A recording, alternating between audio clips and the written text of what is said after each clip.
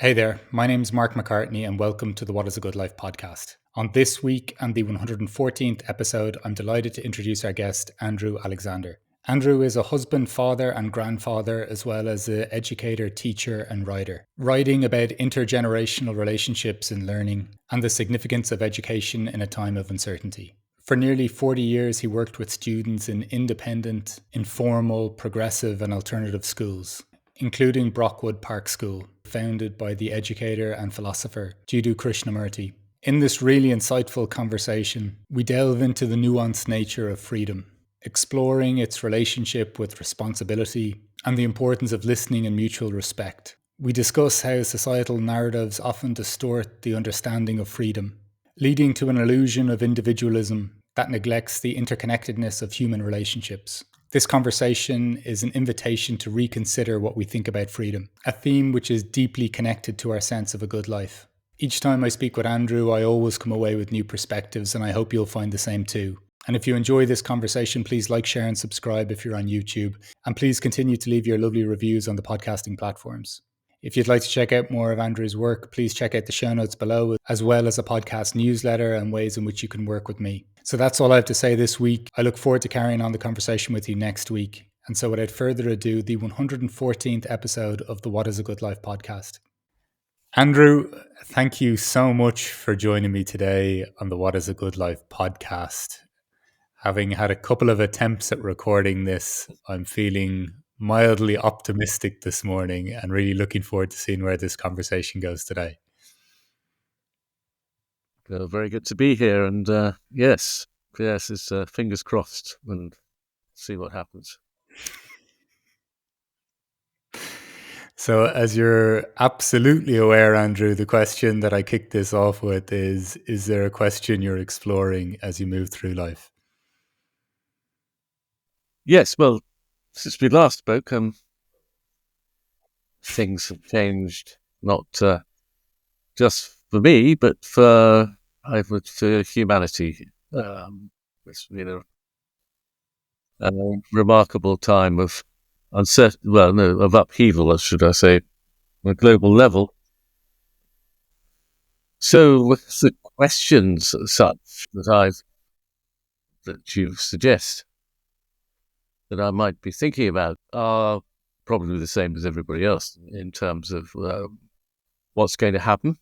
How have we come to a position, and the position that I'm looking at is one of where it appears that the guiding principles that human beings are sharing at the moment, or being informed about, should I say, are ones of selfishness, of getting what you can, that money and power is what matters, that war is a way of solving problems, so therefore you put money and power into conflict, and looking at life as if it's a commodity. So we are brought to a place where the majority of us feel powerless. So the question is for me is actually one that's is brought to the fore. Is this: how is it we have still not learned how to live together? How have we come to a place where it's clear that we're finding that as human beings, we still do not know of the way to live peacefully, harmoniously, in a way that all of us feel we can flourish in the lives that we live? I think that's probably, it comes down to that. Well, that feels like a rather huge question, and obviously a very timely and pertinent one.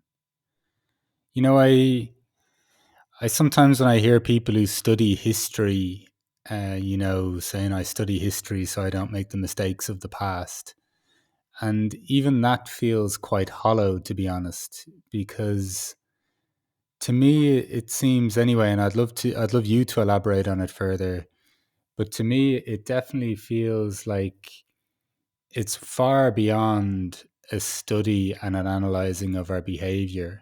It's far more to do with what we give our attention to, even just as you've described there, in terms of power and status and money. And, I'm very optimistic about people based on just my immediate interactions, whether that be with myself, family, friends, neighborhood. And a number of contacts throughout the world. So I rarely get too pessimistic, but your description and use of the word selfish, I think it can almost feel a little chastising, but if you sit with it, I think we'll find it's very appropriate. And it really invites a lot of self reflection in terms of the values and the things that we're prioritizing. I'd love from your perspective, Andrew, how I don't know, how this question has become so present for you, and I guess even just some of your thoughts on where we are. I think that one of the things I've been looking at closely recently is a sense of being free. Mm. It's come up because my personal situation is one where the sort of physical freedom of being able to first I can't drive. I haven't been able to drive for the last 3 months because of a medical condition or possible medical condition. And my wife has had a major operation in January, and so we are physically limited where we are, which is a beautiful place in Dorset. And so with that has become certain frustrations. We being reliant on others, which and being able not being able to do what we want to do because my wife's recovering. Because the sense of what we expect in a modern life is curtailed or limited or more limited, and so what.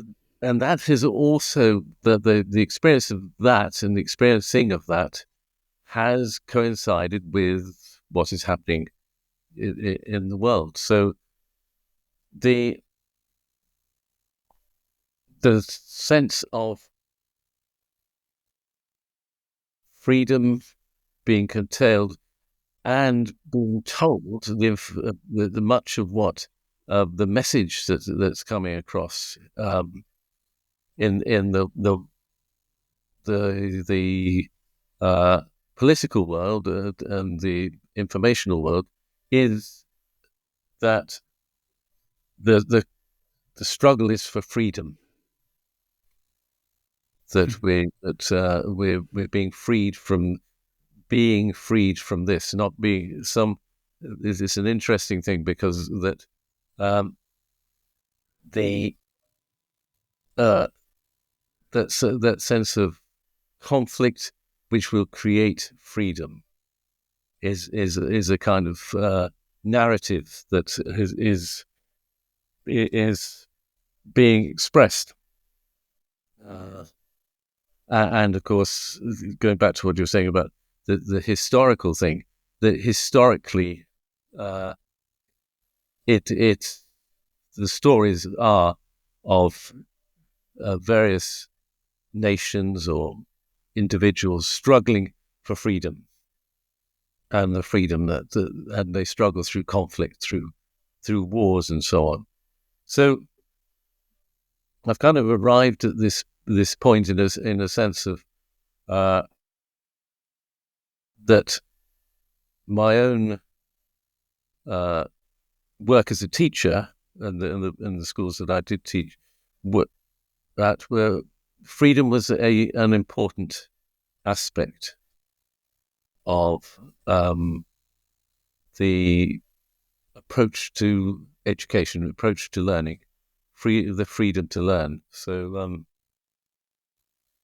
I think that the sense of freedom has become more. There's been more emphasis in my thinking. This, I was having a conversation with a friend um, last week, and just different things happening. That interview, or that even that video or that recording of Zelensky in the White House, and being asked, "Do you even own a suit?" And look, I think there's far more beyond just the left and right separation of things, but the absurdity of, do you even own a suit, in the context of what was being discussed, I found quite almost discombobulating. Like, it was hard to kind of wrap my head around where we are right now, that this is happening in front of my eyes.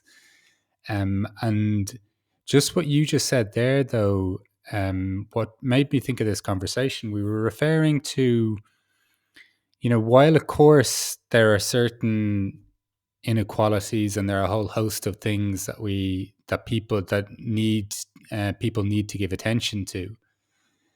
There's also people, I think, that just need to hold open this kind of wider lens of life. It almost goes beyond just the doing or the action, and it's kind of, where does that sense of where these actions or doings, what is the sense of being that they're stemming from? And the way you just described that there, the idea of conflict for freedom, and growing up very much indoctrinated into that idea of wars for liberation. But where I sit today, that feels like a very troubling notion, that we could have conflict that would lead to freedom. It almost, like, when you go just a few levels deeper, it sounds so problematic for anything that stems from that, in air quotes, freedom. Just from your, and then I like how you're even bringing in then just the references to, um, your experiences as a teacher, in terms of just the freedom to learn.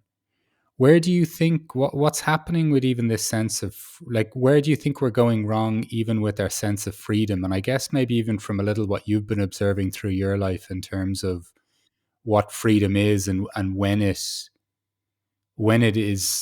sense that it's in it has more integrity to the expression, if you get me. So it's a bit interesting, because I was at boarding school from 1960 to 1969, which was the everywhere. The music we were listening to, freedom. The word freedom was coming up a lot. The the movement of sort of cultural, countercultural movement in the West was built on freedom, um, uh, the anti-slavery, also looking at the interest in religions, the thought, Eastern thought of freedom from the self, the looking at the self, and so there were all these things happening in that time, and the attitude to young people was also changing, in terms of the demand for to be heard. And students said, we're not here to be told what to do. We're here to be part of what the world that we want to see, to be part of that. So it was a really interesting time, and to be that age. And it seems to me what has happened, and what did happen, was that there was there was a kind of exploitation of the a certain what was viewed as a kind of naive way of looking at life. That here we are, we're individuals. We want to be ourselves. We want to find our own ways in life without being told what to do. And subtly there was what happened. It seemed to me, and probably this is an incredibly simplistic way of looking at things, but there's a certain element of the strong element, I would say, of exploitation. And exploitation was a economic one, because there was money in young people.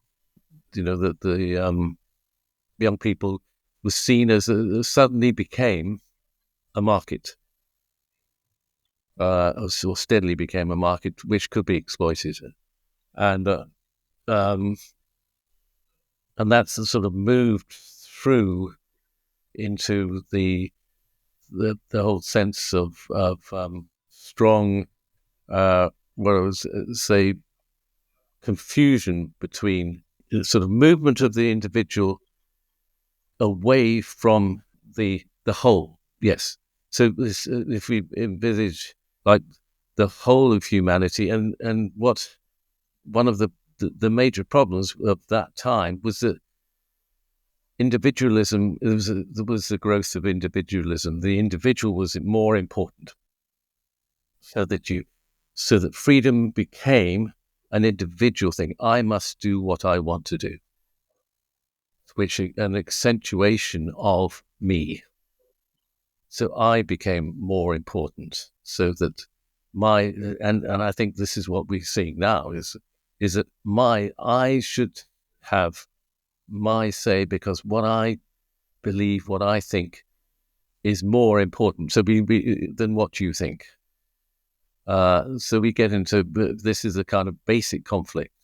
So we're forgetting how to listen, and we're forgetting how to look, and we're forgetting how to feel about each other. So let's sort of look at it as a sense of, again, loss of freedom in an illusion of individual freedom. Oh, could you say more on that? The loss of freedom in the illusion of freedom for the individual. That sounded very intriguing. In life, you come across people who say things in conversation, and that you think, whoa, that brings you to think, and it stays with you. And one of the things that my wife and I visited at Brockwood Park School, which was founded by Jiddu Krishnamurti, in 1969. We visited there just after we qualified as teachers in 1975. So that would be 50 years ago. Oh, yeah. And we were talking about freedom, because we were, for us, freedom to learn, freedom, children being free to be children was really important. And we talked about freedom, and the principal we were talking to, she said, well, yeah, freedom, this school is all about freedom, but freedom can only exist with responsibility. So she said, in fact, we were thinking, well, this is interesting. And she said, I think I would go as far as saying that freedom is responsibility in action. And so that sense of freedom, and not being my freedom, but a freedom that is deeply associated with consideration for others. So that my best illustration, I think, is when working with children and looking at freedom to learn, your responsibility as an adult is to listen to the child. But your responsibility as an adult also is one that is not to indulge, to to say do what you like, but to look at the relationship between you and you as a teacher and the student as a learner. And so you're learning together. So that freedom is that process of learning together. So I think that's the kind of that what's happened is that freedom is that we don't understand how important responsibility is in freedom. This is almost counterintuitive based on the culture or the norms. Like even even though I've considered this before, I even almost have a dissonance going through me as you speak, even though I fundamentally feel it's truth, which is really interesting. And so I guess from your perspective, because I love what you're saying, and I think it's something that I think that is grossly missed. And because if you look at what we've descended into, and as you say, kind of stemming from these voices of, well, it's what I want to do, um, the our sense of freedom almost seems to exist independent of our collective or our connected nature, and is actually almost in conflict with it, really, which when you consider where we are right now, this seems profoundly important what you're touching on. Can you elaborate more, just even on that element of freedom is almost responsibility in action, or just the importance of, because I've noticed this before in my life. People say they want freedom until you experience freedom. And why what you're saying resonates so strongly with me is because once you do have a certain degree of freedom and you're making your own choices, then you are absolutely responsible for the outcomes of those choices. And there's no finger pointing to be done. And with that, that's a burden that you don't get if you don't have the freedom to make choices in your life. You can say, well, I'm part of X, Y, or Z, and that's why I have to do this. So there's a real sense of I agree with you. There's a real sense of responsibility. Can you elaborate more on that? Just even in the nuance, I guess, of engaging with a child as a teacher in this environment where freedom is, and the school of Brockwood you're referring to, where freedom is a kind of a core value. Can you describe or even give us a sense in of moments where you were observing this? Yeah, I think for me, my sort of way of looking at these things has been tended not to come from certain situations, but from how things feel, the kind of Right. atmosphere that is created within this sort of way of looking at things. I think, you see, the freedom that we're is deeper than sort of doing what I want. The freedom but you know, freedom is also an understanding of yourself. So that because how can you be free if constantly you're responding to the sort of the way you want things to be, so that you're if you're cruel, how can you, if you're brutal and you see you if you're and you don't, or cruel and you don't like that, or you know this is problematic, you want to free yourself. There's a whole sense of psychological freedom of freeing yourself from the what people think of me, for instance. Most of us during our lives have had this feeling of I'm really worried about how people think of me. Then the psychological freeing yourself of that is also part of being free. It's a significant part. So if you're in a community, a learning community, a school, say, then your sort of freedom also comes with mutual respect. so that if I respect you as an individual, another person, whatever your age or whatever your background, and that person knows that I do respect you because they and the child is and the young person very good at this, because they know if you listen to them and you genuinely listen to them, they know you respect them, and you know that we know that in our own day-to-day lives, don't we? We come across people who just are not the slightest bit interested in what they want to tell you all about themselves and what they think and so on. So that immediately you have a kind of innate conflict because there's no relationship. The relationship, is one of someone telling you what's going on, as opposed to one who's let's explore. The sense of learning together and let's explore things. So I think that there's, and one of the problems we have these days is our inability to acknowledge subtlety and nuance and change and everything. We look at things from the view of outcomes. We want an outcome. We want something to happen.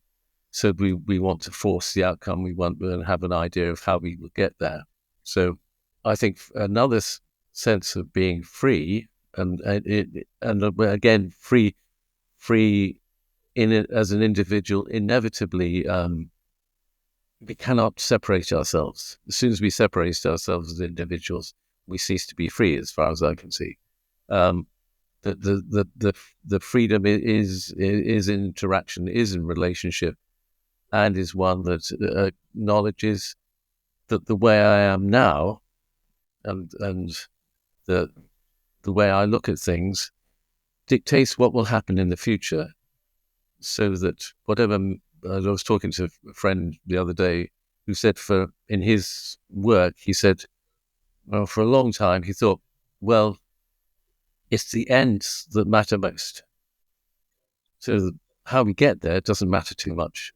It's what we want and how we achieve that.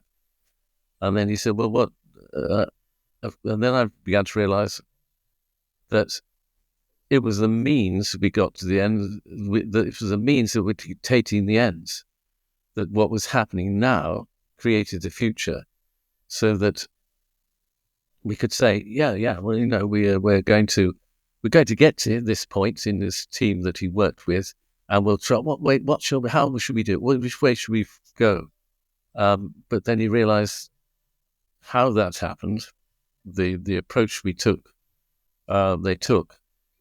created something totally different. So it's a fascinating thing to think that it's the process that through which we live that dictates how things will happen. It seems to me. This is gorgeous to me, Andrew, to think of that the freedom is felt in the process of being almost rather than in the outcome or the result that something derives. Because it kind of loops back to that sense again of conflict for freedom and why conflict rarely ever seems to bring a lived, felt sense. You know how I asked you about, could you give me an example? And you're like, well, it's not really the instances, it's the feeling of it. And I think just so much of what you're saying, like freedom to listen, and with freedom and responsibility, the freedom not to indulge with a child. Freedom comes with a mutual respect and a freedom from the self, these thoughts of what is everyone thinking of me. Like, once again, these are things that I don't get a sense that people, when we're fighting for freedom, we don't focus on these things, like, and yet, how could I possibly imagine to be free if I don't feel freedom from the self? Like, like if I don't feel freedom from a sense of what are people thinking about me? What freedom are we talking about? I find the way you're describing freedom, it feels so much more grounded and the kind of untethered sense you said you felt of freedom in that period in the 60s to some degree, or where it when it was deemed as the youth were now a market to aim things at, um, and where freedom went from there. There just seems to be something so much more substantive to the interpretation of freedom that you're exploring. Yes, and I think when you're saying this, it's an interesting because question comes up to me. So why is freedom important? So we're talking about freedom. So why is it important? Because um, there's nothing easier in life than having people tell you what to do. In a sense that you might feel more secure to go along with how people think and or what people say this is the way you should be. And yet my experience is that I've been, through my life, been very aware of that, uh, and thinking, well, yeah, okay, it'd be easier to be like this and go along with what people say you should be like and so on. And yet, there's been a kind of rebellion in a quiet way. I'm not an overtly rebellious person by any means, um, and but it's to say, well, it just doesn't feel right. It does. There's some kind of um, sort of dissonance going on where conformity is just doesn't conformity to anything um, doesn't feel right because conformity implies that you just go along without understanding, but you go along because it's easier or because you're being forced to. So I just think that, okay, almost answering my own question about what the important freedom is, and I don't know whether I'd be interested to know what you feel about this. Is that the for and this my observation with young people is seems to bear this out that we need there's a demand for us as human beings to be psychologically free. Something came up quite strongly for me as you were saying, why is it important to be free? And I think freedom for me has a strong association that maybe I hadn't even realized before, but it is almost in how essential it seems to be for our well-being for us to be free to express what we naturally are in some way.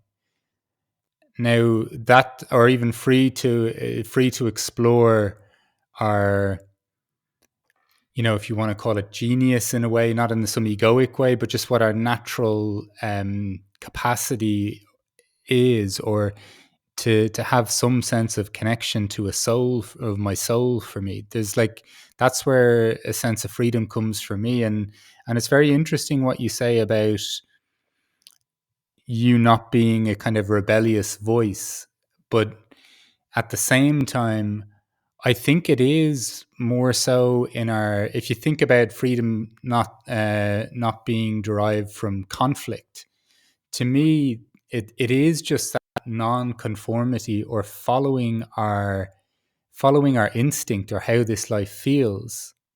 To me, when I mentioned again, like, look, there can be many causes that need our attention right now, and I think then, therefore, people, if they feel inclined to focus on that, they should. And at the same time, there's a wider picture, or a bigger picture, I think, at play in terms of just as I said, that fundamental attention to our state of being and what comes from that. Because otherwise, I think we're just kind of in conflict with each other at the surface. And, that may be a necessary element of just where we are right now as well.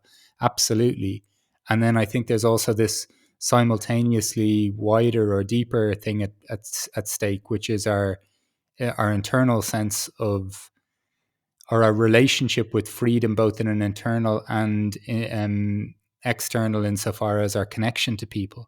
Like, how can we be free together? Because, as you say, I cannot be free without other people's freedom. It makes no sense. Like, it literally makes no sense that I could be free independently and other people wouldn't be, and therefore it would be real freedom. So there's something, the thing that really came up there for is like a freedom to exist almost like naturally and in an alignment or in a flow with the world, the universe around me. That's what a very kind of a strong sense emerged for me. Now that's really interesting. That what you just said is fascinating. For us to exist in alignment or flow with life itself, is really interesting and could easily be put aside as some kind of rather sort of mystical way of looking at things.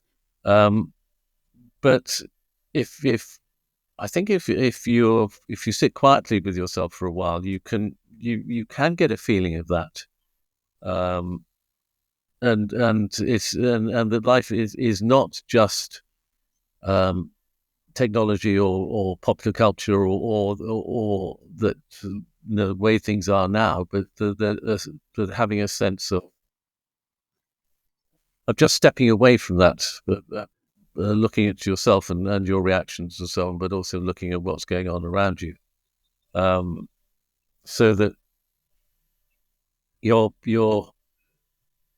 giving the opportunity to perhaps in relationship have a connection that is on a deeper level without trying to be that you are acknowledging another human being, group of human beings as being an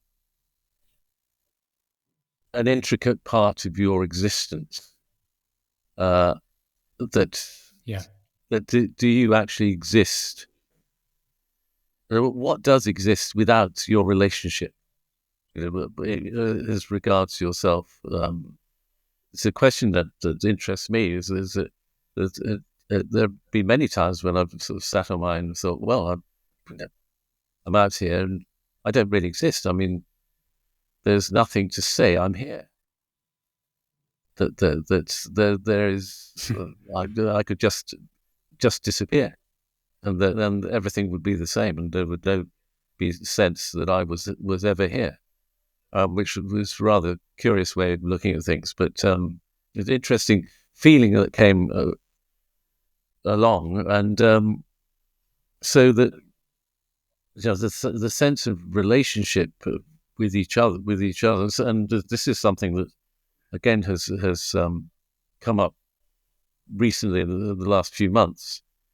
Being here, just me and my wife here for most days, often just the two of us. So that which brings also its joys and difficulties. So that we're not talking, and I think one of the things that is important is we're not talking as in a kind of glib way. I feel it's important to put this that we're talking, we're exploring things. We're not saying I've got an outlook on life that is superior or inferior, but we're just looking at what we both feel. It seems is a way of looking at life that is perhaps got a way, something that may, well, certainly will question what is many of the assumptions people that are going about now, assumptions about how we humans interact, and the and the sort of outcomes of how we interact and so on. So that the freedom, again, going back to that question of why is freedom important, that it's our very survival seems to be hanging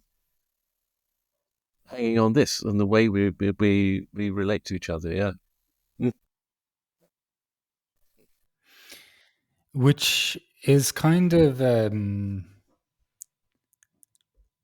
it's a kind of a stunning observation in ways that our almost our freedom to be, and by that I'd have some sort of an extension of.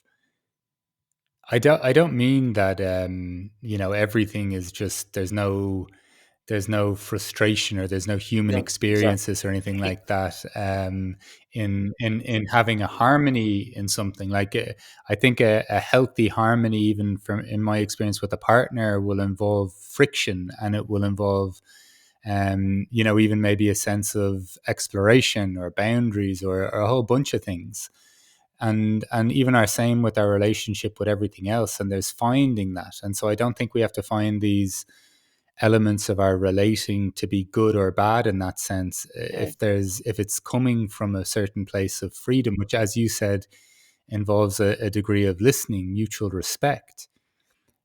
And I think it is, I agree with you. You could look at what I had said previously almost, and that almost sounds a bit mystical, but not not really. When I sense, even just from our many conversations before, that you have a felt experience of something, and I feel I have a felt experience in my life of something that doesn't make this seem something. It almost feels tangible, to be honest. Yes. And then also, when you factor in just where we are going now as a species, I guess, like there are implications, like there are things we are coming into very clear contact or friction with that don't bode well for our survival. That, even if something did sound a bit mystical, well, wouldn't it be worth it versus, Yeah. holding on so tightly to what we're holding on to now and still pretending that it's somehow conflict will come to peace. The individual's self-actualization above all else, or whatever, because there can be a certain degree of like selfishness I've definitely observed in a lot of even retreats or communities I've existed within, that would even proclaim to have quite a spiritual bent to it. Like I think this is very, I think what we're talking about in this sense of this kind of warped sense of freedom, I think it's pervasive in a lot of places. And I really think, why is it important when what you added there? Because it seems to be, this sense of freedom seems to be very closely correlated with our capacity to survive. And it's interesting. Just, you made me think now of when I did these initial interviews pre the podcast. I did 120 interviews that were just private interviews that were just for my own kind of exploration, and I'd see where it would go. And freedom, it was also during the time of COVID, but it wasn't brought up in the sense of physical freedom. It was freedom in a number of other ways. But freedom was this value that was brought up in 40% of the interviews. It was one of the most popular things or expressions that people brought up in the question of what is a good life. And yet, I then had to laugh every time I'd turn on the TV or see adverts, and whether it was a car, a shoe, a runner, a whatever, freedom was this word that was associated with so many advertisements. And it was kind of funny as I looked through a lot of the words that I was uncovering, and it wasn't, groundbreaking research that I was doing. I was just having conversations with people. But it was amazing to see how many of those words were then hijacked in into kind of this expression that you alluded to from back in the 60s as well. Yeah, that's that appeal to to to to the individual, to that we can be something, so that that's what that we all, and this is going to, but this is where freedom and choice, of course, create to that sense that freedom is choice, is a very misleading and kind of a it's steadily been more and more hardwired into our assumptions that if you are wealthy, you have choice, therefore, and choice is freedom, and therefore wealth is freedom. So that's to put it in those advertising terms, really. That if you've got money to spend, you're free to spend your money. You're free to go and travel. You're free to buy this, buy that, and this, and therefore you become something. You have a status. You have the status is afforded through your possessions, through your house, through your children, and your aspirations for your children, and this sense of building an image of yourself that your is of course the, and from my point of view, from what I see, as the antithesis of freedom, because you're creating this person um, who who uh, who hopefully others will look up to you, that your name, that people will know you. You will be know you through the works you do, or whatever work it might be, or through your talent, through your genius for whatever, or for the fact you just make a lot of money. And therefore you have the power to influence other people. So, and yet, when you come back to freedom, it seems to me that that process of building up your individual of image is, in essence, the essence of suffering, because all along you're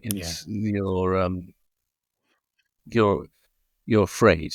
So I think if we need perhaps to step into um, the relationship between freedom and fear, which is one that, again, I found really interesting. Just, I would love you to go into that. I'd just love to point out, though, the two expressions you've kind of pointed to here: the the conflict to freedom. It sounds like such obviously a complete contradiction, and then all of these things that you're going to get to be, to be somebody, and that just sounds like an absolute conflict as well. And even as you're describing this, the construction of this idea of yourself, it either sounds like it's someone erecting a wall to keep people at bay, or it seems like the vision that came into my head there was building your own prison cell to keep yourself trapped in. And also, just by the way, you're just getting me to reflect on, I definitely see freedom in the sense of freedom from self, absolutely. But even from something I said earlier in this conversation around, freedom because I've had the choice to make a decision, that's still in me as well. Do you know what I mean? Like this, Yeah. some of the stuff you're pointing to. So I find that really interesting as well. But if you could just touch on that exploration or that idea of even freedom and fear. I mean, fear is something that dominates our lives. And as a teacher, you're very much aware, and as a parent and a grandparent, how fear is used is transmitted from generation to generation. That we fear and control are the the dominant, and I see it so much now as well when talking to my um, son who's a teacher and our grandsons who are 16 and 13, and their interactions with the in learning and with the world really is that fear is so that everything is you have to is conformity, fear, um, being told what to do in order to uh, so that the young people become the sort of young people that we that that we want them to be. So that which again is completely denying freedom of any sort. Um, so that the why do we do that? Because we're afraid of what the future might be if we aren't in control of it. And it's the sort of growth of on a global scale of authoritarianism in various nations, um, and the use of power to tell us what to do and what to think seems to be increasing because of the accessibility to our minds um, is considerable. Um, so the creation of fear, so freedom from fear is really something really important. So that to not be afraid is a remarkable thing. When you say that, and I'll definitely throw in a huge caveat here. I'm not a parent of a teenager. Um, what I am finding, though, even just with an 18-month-old daughter at this stage, is it's amazing how much attention feels like an antidote to fear in ways. Like, if you can genuinely pay attention, and this isn't just in the relationship of father to daughter, but just in my own observation of my own life, it's like the more you can pay attention, uh, the more freedom there is to be with what is. And so, like, so much I think of what you're pointing to is, or what I'm more, I guess where I'm going with from what you're saying is like, there's this, so much of our fear is kind of associated with, it's kind of funny because we don't know what's good for us right now. Let's say, even you could say the adults in the and adults is a term I'll use loosely, right? I just, certain people of a certain age pretend that they know what's the children need. But if you think of ourselves as stewards of the world right now, clearly we don't know.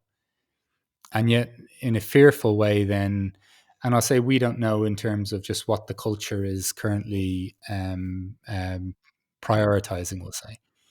And yet we think we have an idea what the younger generations need and what they should do.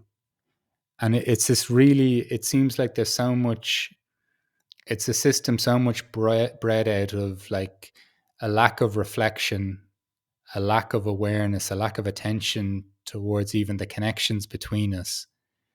And then also then this, it's almost like, I heard someone say something beautiful before, or felt a lot more true about, the change when you become a parent. And some people, I think, say all sorts of fanciful stuff that I don't really get a sense of, that they've changed all that much, but they're proclaiming big changes. And then a good friend of mine said, in his experience, parenting accentuated everything that he already experienced. So whether that was love or anxiety, it was bigger. and I think that's what's that to me is interesting, just in terms of, I think the more attention we pay this life, the more we're okay with what is, or even what we are. And there's a huge freedom in that, because if I can't ever imagine, laying on my deathbed, imagining a state where I'd ever regret paying attention or being myself. And being myself, I don't mean that in a very egoic way. I just mean, did whatever action occurred, did it feel aligned or in resistance with myself? And did it feel like it felt like a natural expression? And I think these are, I don't know, when you say fear, when you say all this conflict things, this the way we're looking at this at the moment, it seems fundamentally, I get, like, incongruent with existence, I would say. I think when you mentioned it, it's not the first time you mentioned this conversation attention, and I think the attention is a very important element to freedom. I think to have the freedom to give to be attentive is something, and of course this brings in the question of time as well, because Yeah. time, the way we look at time is often the enemy of attention, because attention is a vastly overlooked sense of our relationship with each other. To be attentive, and it's something that I'm very much aware of when I'm being inattentive. That you think, oh my goodness, that slipped Yeah. past, or that, I didn't really listen to what you were saying, or and if someone says, well, did you're aware that in a way the connection was broken for a certain length of time. And if you go just down to very simple and basic things like how much attention does a teenager, for instance, get from uh, a range of people of ages. So if you've got the teenager, how much, what's the attention they get from adults of all ages? What's the attention they get? So the our value of attention, of being attentive to each other is it doesn't seem to be up there as being important, and yet, as I think I do feel as you do, that attention is an intricate and indispensable part of our relationships, at all levels. I mean, even just say in passing, in someone, the being aware of someone walking towards you, for instance, the attention you give, and of course we have the various technological things which appear to be the enemies of human of attention and human interaction. I think this is literally the biggest realization that I've made, or the most influential realization I've made in my life, which is everything in a relationship for me, is a distant, second and third to the attention that I pay someone. And it's very interesting to make that realization, because then you talk about your relationship with time and attention as well. And because if I'm when I'm approaching life from that perspective of the attention is the most important thing I can give the primary relationships in my life, it takes off so much pressure to provide so many of the ideal things that society says you must, you must go here, you must go there, you must provide this, you must provide that, you must own this or you must own that. I'm not saying that I'm in this perpetual state. I do fall into attention quite easily, or it's quite inviting, especially when someone else is in my presence. And like yourself, though, if it's also if you have enough experiences of being present with people and giving them attention, I just feel it's so jarring when I don't give someone my attention.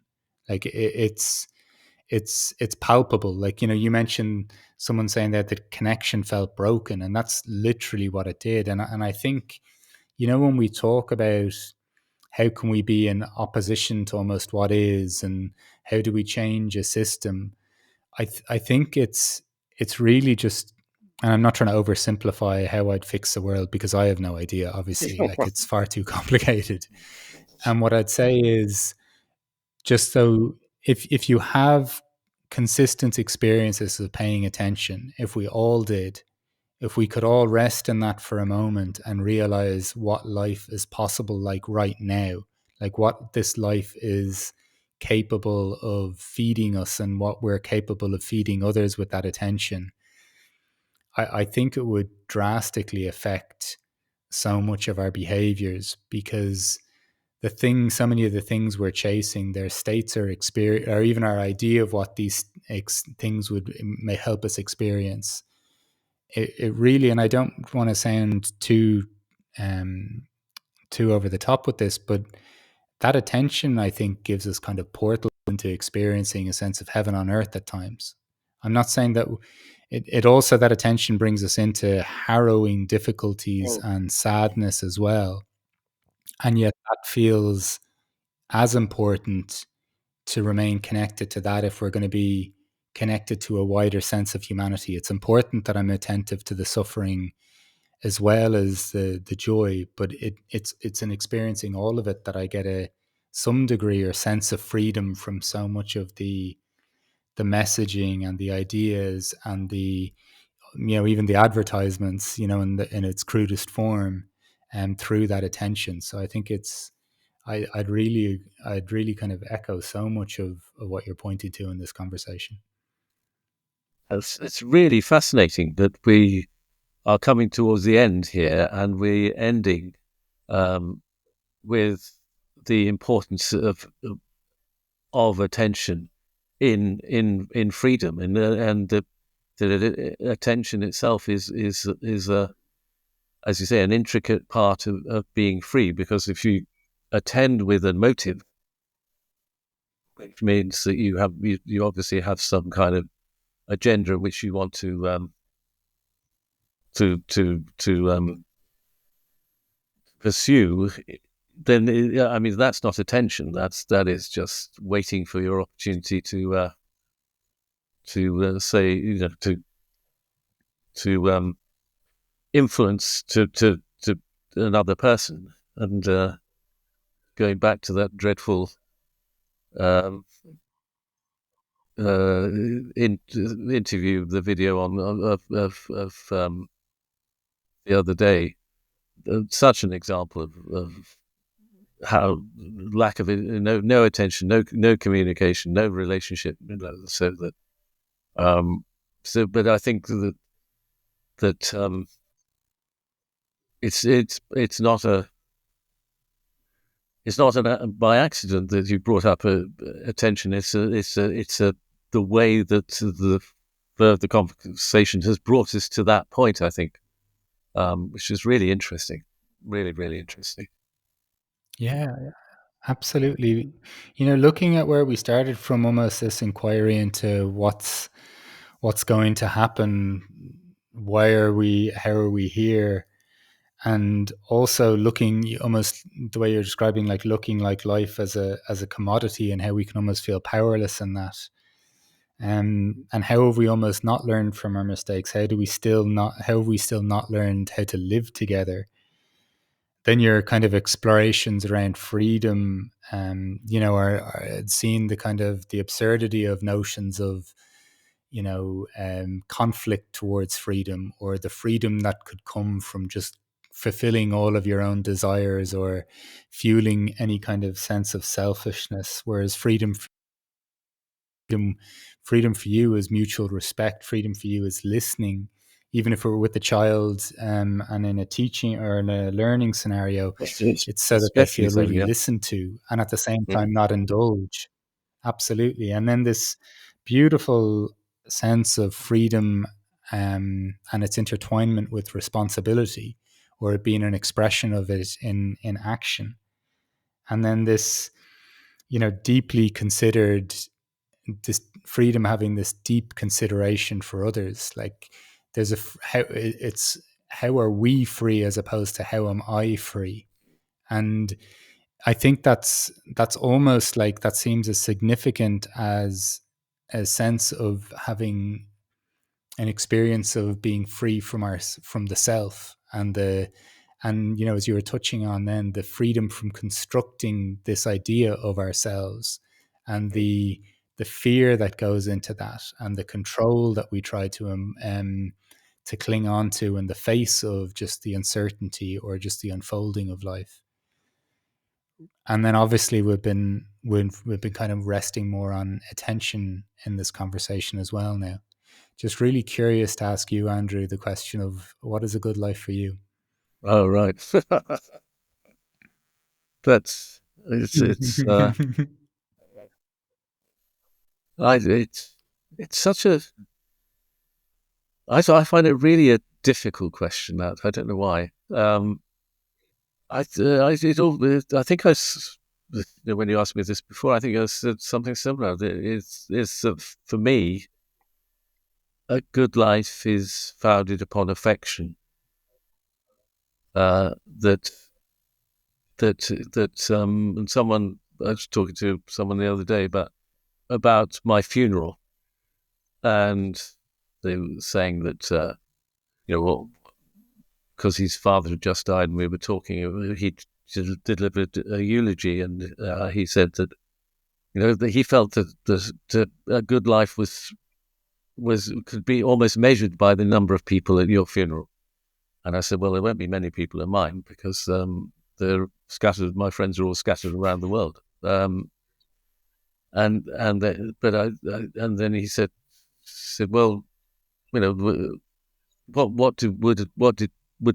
you say that you valued that people would have thought of you as a teacher, say? I said, well, I think that if they thought of me with affection, then that was for me, that's it. So that a good life is one where affection is the prime thing, that you can live so free to have that relationship with other people from which flows from and with affection. Yeah, maybe that might be it. That sounds plenty enough for me, Andrew. And look, I've as ever, I found so many of these things to be absolutely fascinating. I've definitely taken a lot, or felt a number of kind of moments of insight, from what you're exploring, and so I'm sure anyone who's listening will have probably had similar experiences too. So thank you so much for joining us today on the What Is a Good Life podcast. I'm absolutely you said technology isn't our friend, or it can be an enemy in terms of our attention. Technology has been our enemy in trying to record this before, so I'm relieved to get to the end of the recording and we're Yes. still intact. Yeah, we've done that. No, I've really enjoyed it. Because for me, it's been a kind of really has been an exploration